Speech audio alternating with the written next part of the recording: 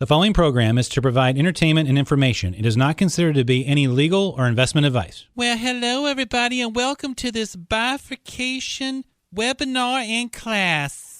We're going to be walking through a little bit of a bifurcation today and show you what bifurcating is about when it comes to appraisals today, because it's going to be all modernized today. Everything's modernized. So now go ahead and look at the screen, and you can see that we have our magic cameraman, on site right now. I'm so excited because he's in there bifurcating. So he's going to put the magic camera right in the corner, and next thing you know, there it is. We got a 3D view of the entire bedroom.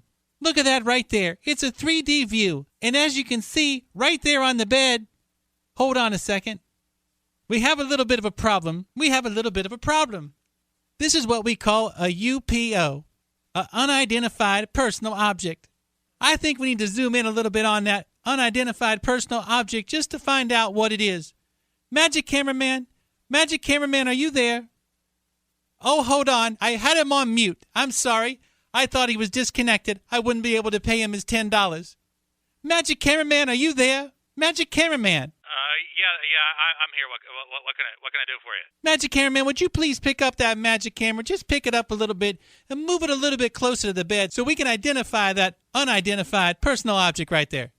Ma'am, you want me to do what? You want me to pick up the camera and you want to pick up the camera towards the bed? That's right, magic cameraman. I just need you to pick up the camera, earn your $10, and point it at the bed so we can find out what that object is. Oh, okay. Whatever you say. And there we go. See how he's moving the magic camera? And now we have a 3D view of what that object... Oh my. That's quite an object right there in that bed right there.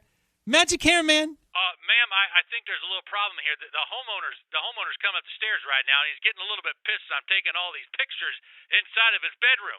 It's okay, magic cameraman, because we're in the middle of bifurcating here. And when you bifurcate, it doesn't matter. You have to get a whole view of what's going on. Ma'am, the homeowner's he's coming inside the bedroom right now. What in the name of blue are you doing, you sick mother? Get the out of my... Oh boy, the magic cameraman, are you there? It's the magic cameraman. Are you there? Take this camera and shove it up your dump. Oh, that's it, ma'am. That's it, lady. You can keep the $10. I quit this. Magic cameraman, don't drop the camera. It's expensive camera, magic cameraman. Where are you? Get the hell out of my house, you sick son of a... You're just a sick son of a... Who the hell... Well, ladies and gentlemen, I can't. Magic cameraman, are you? Well, ladies and gentlemen, this is what you call a botched bifurcation. This is just a botched bifurcation. And just remember, 60% of the time, it happens every time. So this ends our bifurcation webinar and class for today. Is there any questions? Any questions? No questions. Okay. Have a good day, everybody. Take care. Bye-bye. Good morning, appraisers. Let's talk some real estate. You're listening to the voice of Appraisal, the number one appraisal podcast in America today that brings you the latest news and information from the front lines of the real estate market, anything from market conditions, appraisal regulations, cryptocurrencies, big bank news. Folks, you have a question, we have all of your answers. We are the one-stop source for all of your real estate appraisal needs. If you want to be in the know, you have definitely tuned in to the right show. I'm your host, Phil Crawford. Happy to have all of you here with us today. Hey, Phil. Are we going to get in trouble for that? Yeah, we are so. Honestly, it was your best work, man. I mean, that really was your best work. Boy, they're going to have some issues with some of these bifurcated products, especially when it comes to the privacy concerns that some people have. I'll tell you a funny story, Kevin. This is about 2 weeks ago. I went to a house to do the inspection, and I walked in, and the lady that was the homeowner, she was washing all of her bras that day. Her bras, okay? Now here's the deal, man. I have been married long enough, and I know you've been wearing them for long enough to know that when you have a bra, you just don't take it and you just don't throw it into the dryer because it messes up the wiring and it messes up the shape of it and things like that. I personally have made that mistake in my life in my 20 years worth of marriage. So I walk in, and Kevin, she's got them.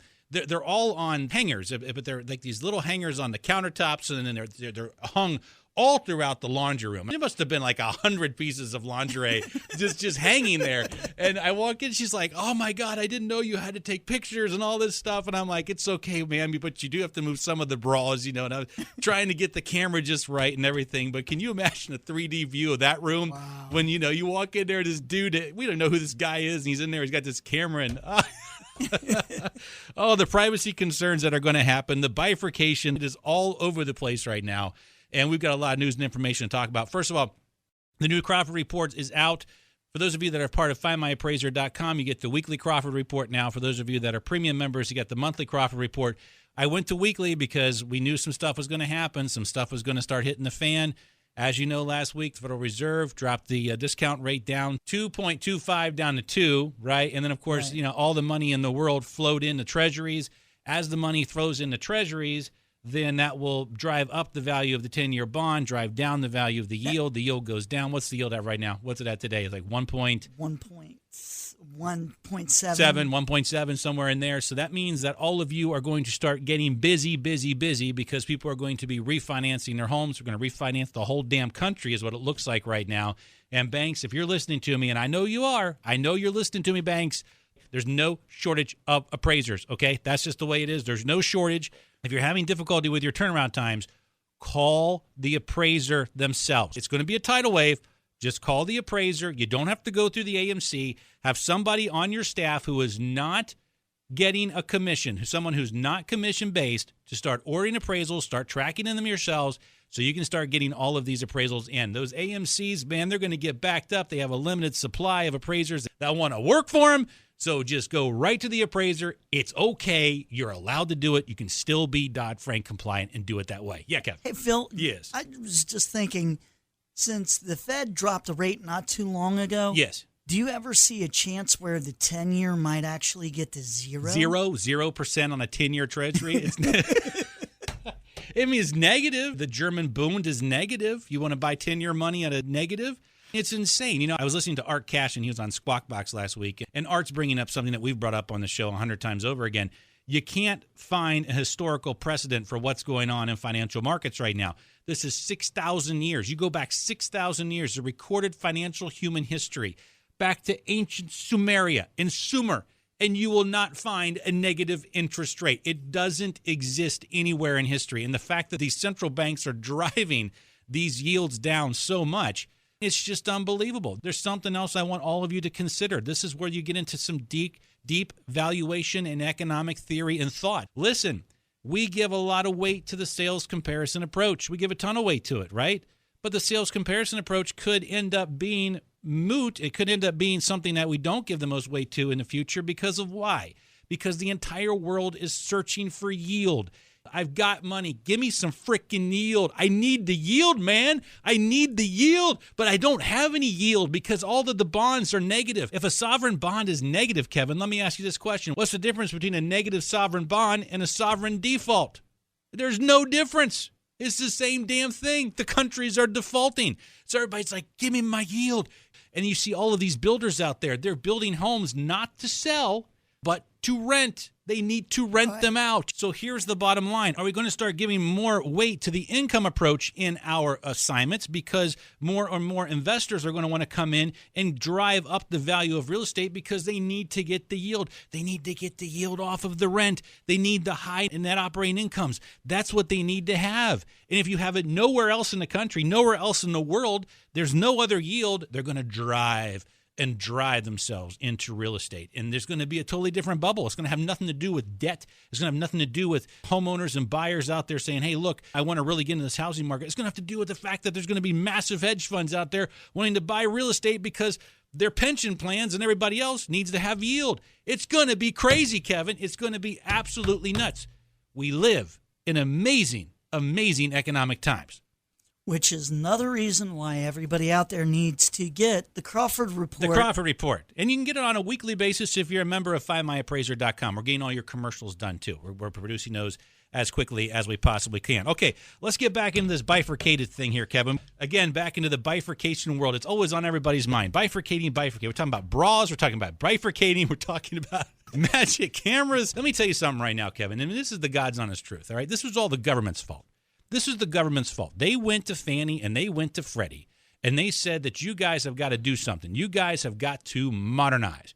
You have to modernize the appraisal process. Now, no offense to people over at Fannie, no offense to people over at Freddie, no offense to bankers, no offense to the sausage people, the chief, super chief appraisers. No offense to any of them, but none of you have any creativity whatsoever. You are bankers, man. You are bankers. All you know is you have to make the spread. You got to get the VIG. Just numbers. You don't have any creativity. And the federal government took something that requires creativity and requires innovation and put it in the hands of the most uncreative people on the face of the planet. And this is what you get right here. You get bifurcation and you get Josh Wallet.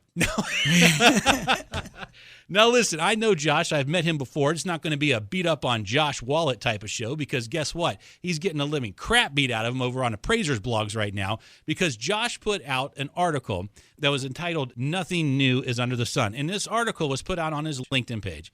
And then it was reran on AMC Buzz. Now, you know as well as I do that there's no creativity over at the AMC Buzz, so that's why they have to rerun other people's articles. Yeah, exactly right. So AMC Buzz puts it out, and then it causes a little bit of a controversy because Josh goes through all of the different ways that we have been bifurcating in the past, okay? And he brings up some very good points. We have bifurcated in the past, I'd say 10 years. It's been around for quite some time. Nothing new is under the sun. The only problem is, in his argument, is he's saying, look, we've done this before. It's okay now. They are plugging this at, he went to what was called the CRN, the Cash Rewards and Negotiations. He went to the CRN meeting, and that's where he presented this whole. Is that a sausage party? That's extreme sausage. That's like that's like sausage. That's like a cheddar wurst. Okay, that's like a cheddar wurst sausage right there, Kevin. Is what that is what that is there. So he goes to the cheddar wurst sausage party, and he gives a presentation on behalf of his employer about how the bifurcation process is been around for quite some time. My biggest question is this: if bifurcation has been around for so long, Kevin, then why in the heck are we calling it modernization? It's what? You're calling this modernization, but yet you're making the argument that this type of business has been around for 10 years. Bifurcation has been around for a long time because it's always been inside of appraiser shops throughout the entire country. You start bifurcating your trainee once they get in there. Yes, I've bifurcated my trainees several times, Kevin. Don't give me that look, all right? but it's been around for a while, so you really can't consider it to be modernization. So anyways, he puts this out. Then Appraiser's Blog gets a hold of it. VACAP gets a hold of it. Then VACAP puts out the article about Josh's article. Then they put out this 30-minute disciplinary hearing on a bifurcated product in the state of Colorado, to which Josh sits on that board. I didn't know that. Josh Wallet sits on the Real Estate Appraisers Board in Colorado. He went to the Cash Rewards and Negotiations sausage party to pitch what would appear to be bifurcated products, right? But yet he sits on a board that lays out disciplinary actions for bifurcated situations. It's weird, dude. It's a little bit strange. Wouldn't that be a little bit of conflict of interest? That's the argument that a lot of people made on appraisers' blogs. And Josh, he went out and kept on responding to them, saying it wasn't. And sometimes, Josh, you just have to go back to that great and wonderful movie Anchorman and just take some advice from Brian Fantana. Take it easy, champ. Why don't you stop talking for a while? I think that's maybe what Josh needed to do. So anyways, I got a chance to listen to this 30-minute disciplinary action when, I guess Josh is on this Colorado Appraisers Board hearing, and it brought up some things with me. I mean, my mind started racing in 15 different directions because I've got so many questions to ask here. First of all, there is a statement that is made. And by the way, you can go to appraiserblogs.com, and it's there, and you can listen to the 30-minute recording. So I guess there was a bifurcated product. The bifurcated appraisal was delivered. But then the company that did the bifurcation or ordered the bifurcation then added additional market data to the bifurcated assignment. But I don't think the appraiser knew about the additional market data. Now, that actually is a little bit scary. That's where things can get really weird. So let's say, for instance, an appraiser comes in, marks a marketing area or neighborhood as stable, in balance, whatever the case may be. They deliver the bifurcated report, but then the company that gets the bifurcated report then puts in additional information, delivers that to the client, and makes it appear as if it's part of the existing report. But what if it contradicts what the appraiser put on to their report? Do you see what I'm saying? So in other words, what if they're showing increasing prices over the last, say, 36 months, but the appraiser's data is different? Maybe the algorithm that they're using is not correlating with what the appraiser is saying. So that could be a really big problem. And I picked up on that during that hearing where their additional data was added, because one of the people said what they said, that there was this increase in value of the last 3 years, and the investigator said, well, that was data that was put in. The appraiser never saw that data. That's weird. That's scary. That should not be happening. The appraiser should know what's being delivered to the client. Or if the appraiser is delivering a product to that client, then if that client wants to add additional information to that appraisal report, that needs to be stated as additional information. It should not be misconstrued as something that is part of the original appraisal report. And that's where that stuff can get weird. So that could cause a situation where a report could be misleading, and we don't want that to happen. Now let's really get into it here. Now, I got to thinking about some other things too. And this is really important. And again, nothing against Josh, not a big deal. It could be Josh, it could be anybody else that's in some part of that sausage world. Josh is what I would consider to be an apex competitor. Not an apex predator, he's an apex competitor. There are very few apex competitors in the appraisal world today. And Josh is one of them.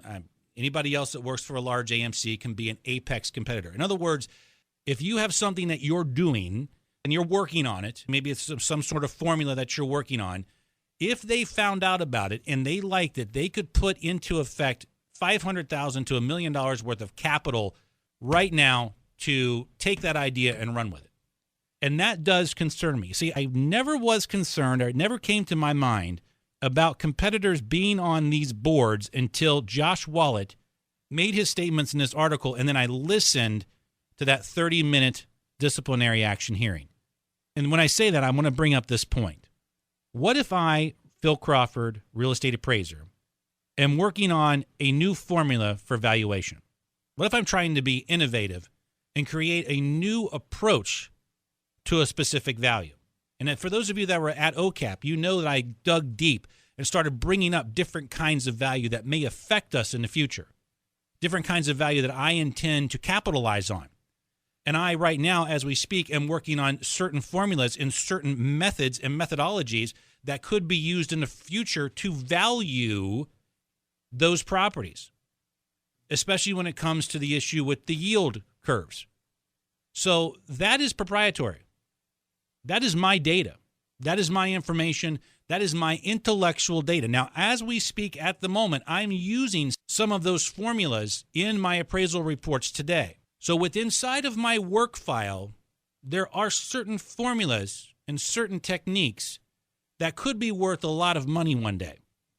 Someone could come to me and say, Phil Crawford has figured out a way to look at data, the data that's available to everybody, but the way he's doing it makes a little bit more sense to us, and we like that, and we may want to pay him a lot of money so he can analyze vast amounts of data over a long period of time. Now, that's being used right now in my reports in some cases. Now, let's say I get called before the state, and I got Josh Wallet sitting across the table from me, an apex competitor sitting across the table from me. And because he's an apex competitor, and because he's on the board, and because regulation and regulatory systems are set up as they are, I'm required to open up that work file and reproduce what I did and show what I did. Now, wait a second here. Whoa. What if I've got data in this work file that is proprietary, that I don't want any competitor across the table seeing? So what do? Do you get called up to the state and demand that each one of the people, the board members that are on the board that are your competitors, that are, and by the way, being an appraiser by nature makes you a competitor, right? So I got a competitor across from me now trying to look inside of something that may make me a ton of money. What do I do? Have them sign an NDA? Oh, we can go through this board process, but you need to sign an NDA? Bull. That's not going to happen. Right. NDAs aren't worth the damn dime that they're written on. So what am I going to do? Am I going to sit there and open it up and say, well, guys, this is what I did? Let's say they did sign an NDA. they can't unsee what I'm doing. Do you see what I'm saying there, Kevin? Right. I've got an apex competitor. I'm opening up my work file to a process that may make me a ton of money. This could be my Coca-Cola. This could be my secret sauce. This could be everything that I'm basing this valuation on. And yet I got a competitor across the way that's going to have that information and run with it. And if it's an apex competitor, they can put a substantial amount of capital in play to make that happen. Big, big, big, big, big problem that we have with the regulatory system that we have set up today. Appraisers on these state boards is a positive, I guess, because the appraisers know where the appraisers are coming from. But then again, if Josh Wallet were to give me a sample report right now, and I was to put that on appraiser blogs and say, this is Josh Wallet's sample appraisal report, like I said, appraiser blogs, you'd maybe have 27 responses where you're an idiot, 5 responses of that's good, and 10 responses of he needs to go to Leavenworth and pass them around like a pack of cigarettes. That is the response you're going to get. This is a problem. Yes, Kevin. But how many people would be out there not replying, reading through that, taking notes, Bingo. saying, he did it this way, I've been doing it this way, his way is easier, his way is going to make me more money. Let's do it that way. Let's do it that way. Do you want to know what modernization in the appraisal space is? I'll tell you what it is. I'm not going to tell you how to do it because I'm going to make you figure that out. But I'm going to tell you how it is. It's not about today's number. It's about tomorrow's number. It's about predictive analysis. It's about what will happen to the value of that property 1 year from now, 2 years from now, 5 years from now. And if I use that predictive analytic data that I have to, first of all, derive today's value, and then maybe use that in the future. Maybe I did an assignment where there was a forecast made, and I applied that technique in that appraisal report to forecast a future cash flow or to forecast a future value. And I have an apex competitor looking at that, which could, in fact, be proprietary, which I consider to be my own intellectual data. No. Houston, we have a problem. Washington, D.C., we have a problem. Appraisal Foundation, we have a problem with the way that this regulatory system is structured. Competitors on these boards looking at this data. Now, some people can say, guess what? Advisory opinion number 37 is out there, and it's a big one, too. And AO37 states that when you use certain types of technology, maybe it's an algorithm, maybe it's your own formula, maybe something like that. Appraisers don't need to know how certain formulas are used or if a proprietary formula is used, but the appraiser should be able to describe the overall process. What if the overall process itself is intellectual data? The reason why I'm saying this is because I do things a certain way. It's a process. But what I'm starting to find out in my own personal work is there's a trend there. And I'm picking up on that trend as I've been doing my macroeconomic reports for the last 3 years. I've been picking up on certain trends. The process that I use is my intellectual data. Right. I don't want to share that with anybody else. No. I don't. So if it's in my work file and I've used that process, especially on the forecasting side, in my appraisal reports, and I've used that in the back end where you don't see it in the report, but you see it in my work file, I'm not giving that away because that process is worth something to me. And it's probably going to be worth something to some other bank too. So that's what was brought up to me. That's the issue. When I heard Josh on that 30-minute recording, I think he's on it. And then I hear him out there and he's plugging this bifurcated product, which you can do. I don't care. I mean, you can plug it all day long. It's your product. I mean, you can plug it all day long. And like I said, I've never been anti-bifurcation anyways. I never have been anti-bifurcation. It's just you got to apply it at the right SOW. But when I hear that and I think about the idea of something that I'm doing that's intellectual data and then having that competitor right there on that board, and I'll know, Kevin, what do you think? Your thoughts on that? Take it easy, champ. Why don't you stop talking for a while? That's what I think about that. That's what you think about that. It's true. It's actually true. So that was a big issue. And, here's the thing, and this is something I want to bring up. This last week, the Appraisal Foundation, and this is why I want to segue into this, the Appraisal Foundation did make a statement, and I'll go ahead and read it right here. The Appraisal Standards Board, this is the ASB, the Appraiser Standards Board, an independent board in the foundation announced today, which was the August 1st, that intended to examine the concept of creating standards for evaluations, which are alternatives to appraisals used by financial institutions. It says here, this is an important development by the ASB, shows how the board has their ear to the ground, listening to the concerns of working appraisers in a rapidly evolving marketplace where there is an increasing demand for different valuation products, says David Bunton, the president of the foundation. They are balancing that with their responsibility to protect the public trust in valuation by creating uniform standards that are subject to oversight. Currently, the Interagency Appraisal Evaluation Guidelines for federally related financial institutions provide guidance on evaluations, but that guidance is directed at the lenders and not the appraisers. Furthermore, the courts have found such guidance to be unenforceable. So the guidance that the lenders are using for the evaluation products are unenforceable. This puts appraisers in a difficult and tenable position, says John Brennan, Vice President of Appraisal Issues at the Appraisal Foundation. Appraisers often struggle when asked to perform evaluations, since most are mandated to comply with the uniform standards of professional appraisal practice. It's almost a catch-22 situation. Now, wait a minute, Phil. What's Yes. the main difference between an evaluation Yes. and an appraisal? Nothing. Not, not a Nothing. damn thing. It's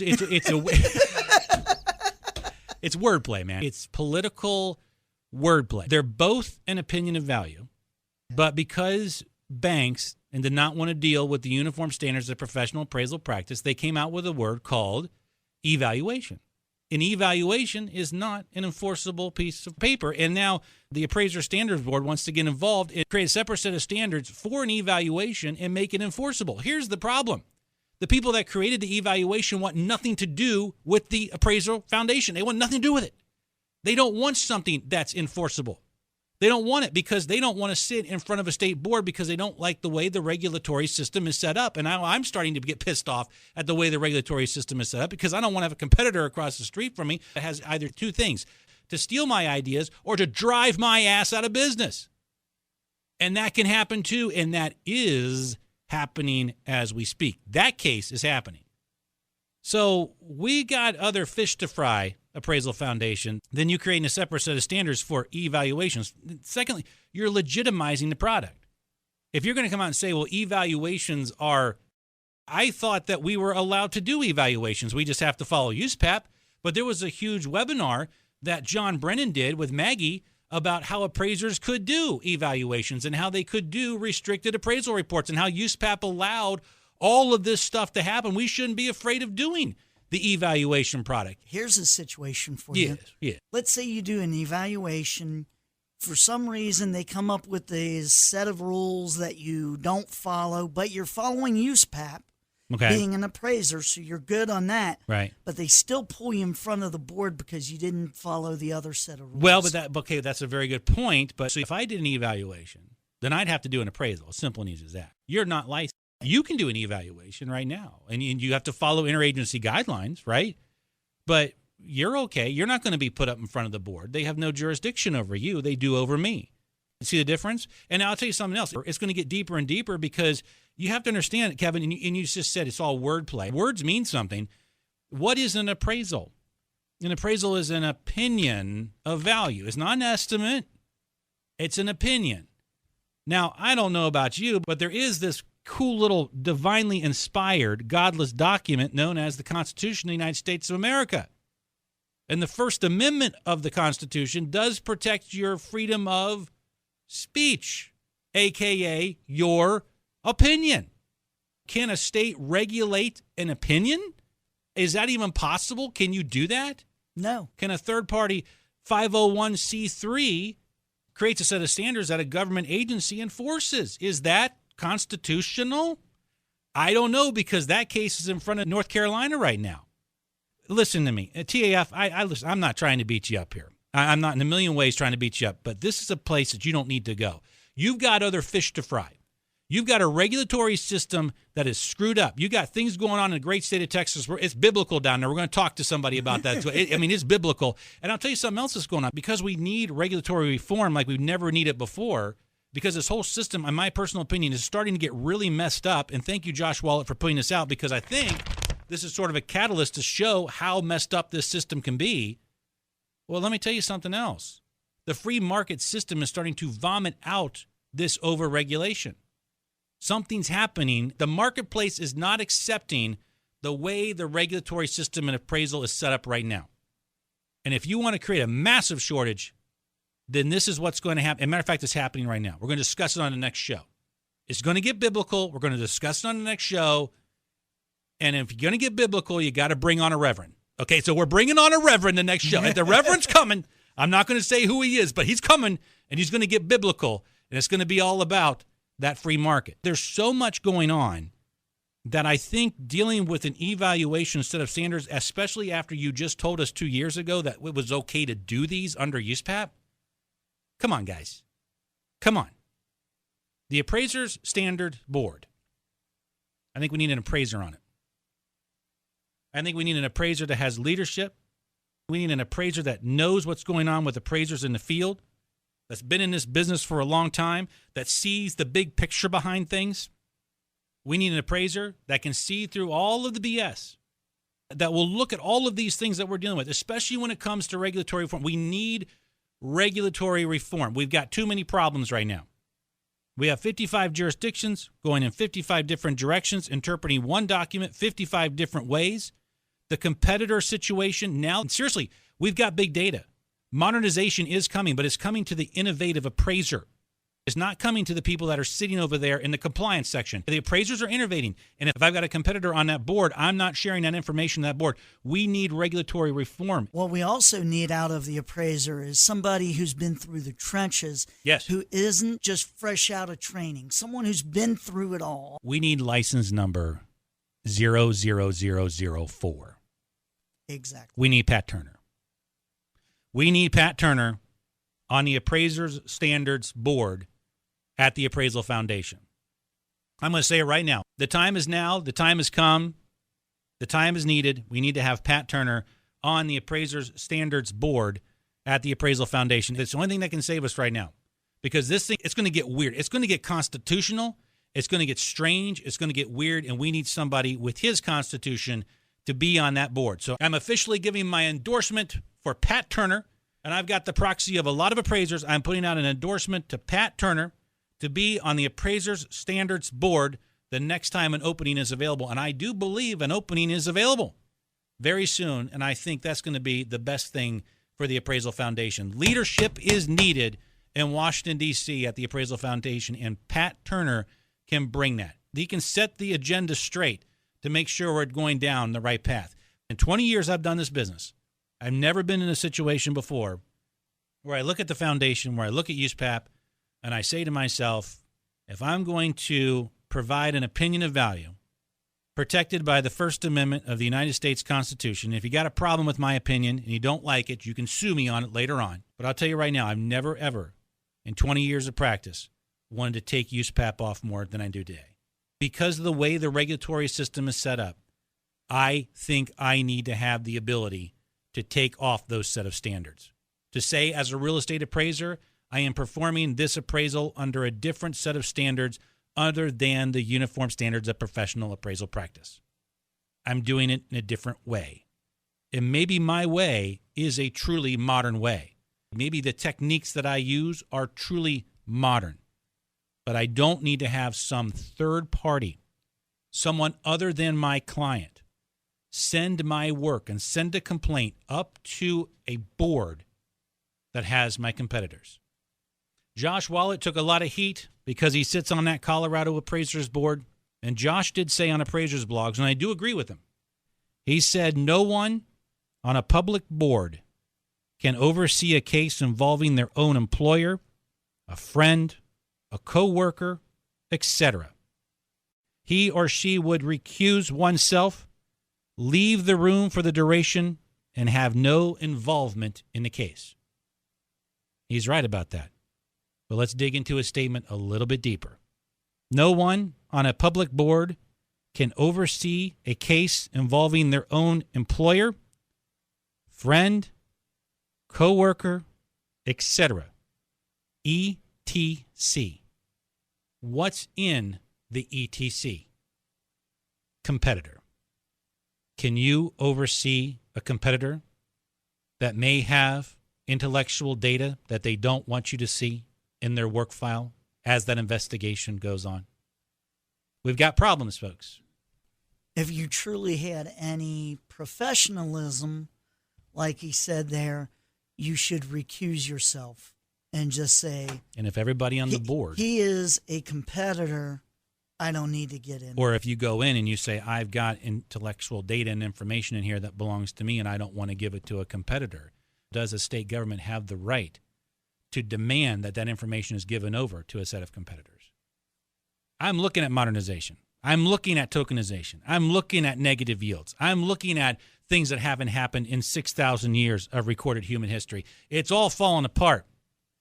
It could go to zero tomorrow. You never know. But I'm looking at it because there is value there. There isn't a market on the face of this planet that isn't manipulated at the moment right now. And when it resets, and one of these days it will, you're going to have the innovators out there to know how to value real estate and how to do it in different ways. Are we headed to a neo-feudalistic society? We may be. I'll discuss that with the Reverend next week. The Reverend and I are going to get deep into that, and we're going to get deep into the Queen of England. We'll get deep there. But we're heading into a different direction. And I'm not going to give that intellectual data to a competitor on a state board. Something's got to give. When it comes to the complaints that are sent up to state boards, it's a matter of who complains. Who's going to complain to the state board, and what is the state board going to do? They've made corrections in West Virginia on it. We're going to go over those corrections. We're going to go over what's going on in the state of Texas. We're going to go over all those corrections, all those changes, everything that's going on. We're going to get biblical next week with the Reverend. But for right now, Pat Turner, Appraisers Standards Board, that's all I got to say. And Kevin, I think I'm going to take Brian Fantana's advice. Take it easy, champ. Why don't you stop talking for a while? And there you go, Kevin. And there you go. And I'm going to take his advice. So, ladies and gentlemen, we have come to the end of our show for this week. And as always, I would like to thank you for listening as we journey through the mysteries and complexities that are, in fact, the real estate appraisal business. I would like to thank my producer, Kevin Kinney, for being here, for his thoughtful insight and knowledge. God willing, we'll be back here next week with the Reverend, reporting from the front lines of the real estate market. In the meantime, you kiss your spouse, you hug your children, enjoy your day, be safe in the field. You've been listening to Phil Crawford on Voice of Appraisal. We'll talk very soon.